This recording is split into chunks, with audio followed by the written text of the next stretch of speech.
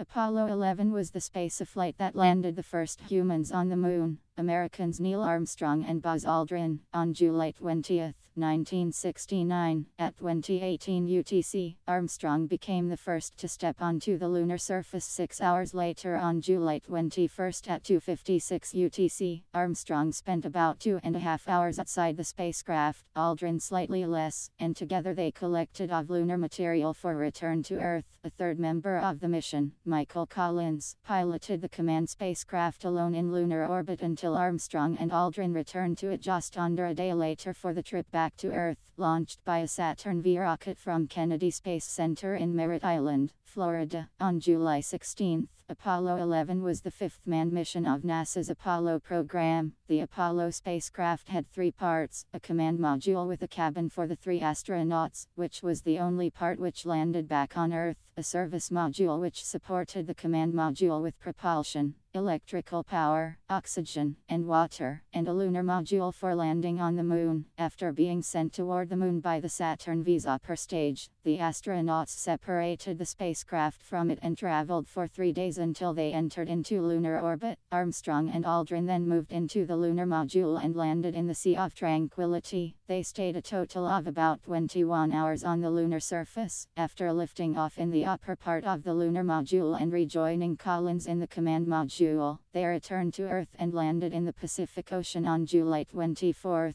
broadcast on live TV to a worldwide audience. Armstrong stepped onto the lunar surface and described the event as one small step for man, one giant leap for mankind. Apollo 11 effectively ended the space race and fulfilled a national goal proposed in 1961 by the late US President John F. Kennedy in a speech before the United States Congress. Before this decade is out, of landing a man on the moon and returning him safely to the Earth.